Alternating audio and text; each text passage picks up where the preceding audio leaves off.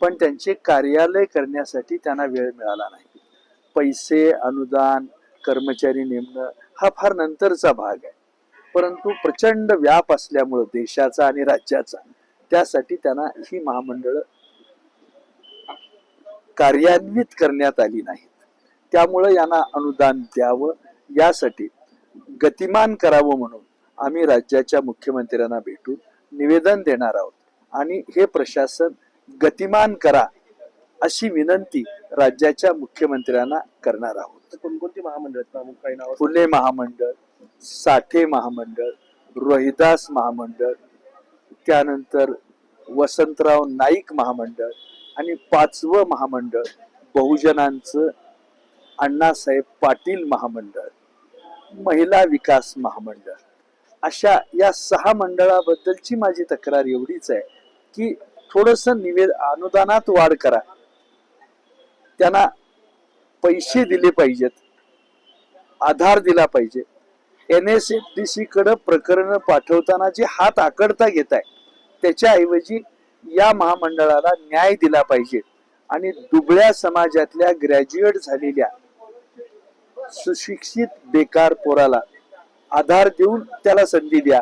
NSFDC कडे मोकळ्या हातानं शिफारस करा, अशा प्रकारची विनंती मला या निमित्तानं करताना मुख्यमंत्र्यांची वेळ घेऊन त्यांच्याकडे निवेदन देऊन याबद्दल आधार देण्याबद्दलची भूमिका आम्ही सगळेजण शिष्टमंडळाच्या रूपानं मांडणार आहोत.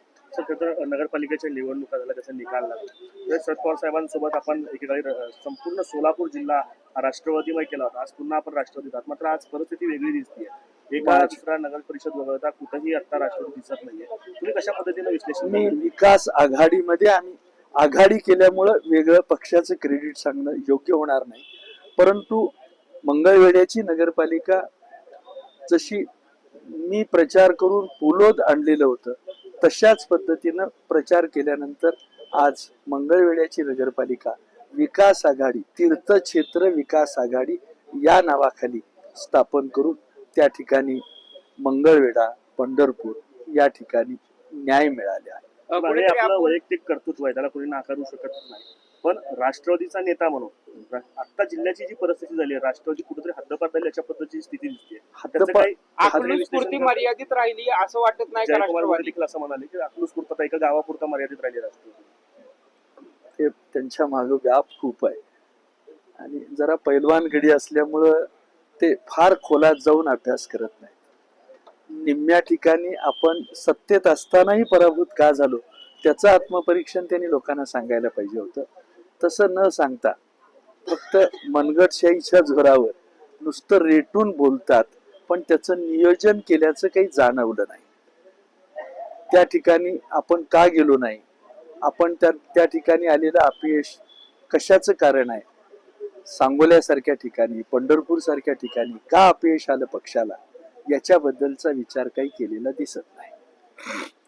कुठेतरी आपण म्हणाला 4 आमदार आहेत, 1 खासदार आहे, मात्र तरीही आपली स्फूर्ती मर्यादित असणारी जी नगर परिषद आहे त्याच्यात लढण्यात आपण मोठ्या प्रमाणावर जी शक्ती आहे ती घालवल्याचं चित्र पाहायला मिळतं. आपल्यासारख्या अनुभवी नेते असताना पण अशा पद्धतीने कुठेतरी पक्षाला वताहत होताना वाटत नाही का?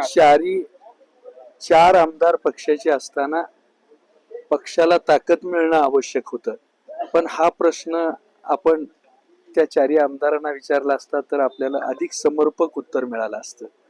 पण माझ्याकडे अधिकार नसताना त्याच्यावर अधिकारवाणीनं मी बोलणं हे अतिक्रमण, आमदारांच्यावर अतिक्रमण होईल. ही 4 आमदार, राजू खरे सारखा एक सात्विक आमदार त्या पक्षात असताना त्यांनाही प्रश्न विचारा, ते समर्पकपणानं आपल्याला उत्तर देतील. आता आपण म्हणालात मंगळवेढा आणि पंढरपूरला आघाडी सत्ता आली आहे, तर पालकमंत्री काल असं म्हणत होते की आघाड्या आमच्या सोबत येतील, आम्ही सोबत घेऊ. नाही, ते मायाळू आहेत, ते जाऊन बोलून चर्चा करून त्यामध्ये त्यांचा हातखंड आहे, त्यांचा अभ्यास दांडगा आहे.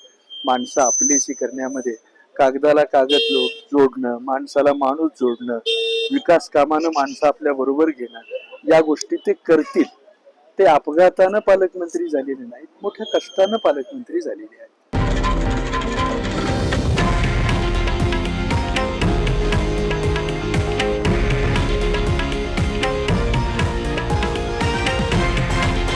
हे आहे देशातील नंबर 1 न्यूज नेटवर्क आणि आपण पाहत आहात TV9 मराठी, एकमेव.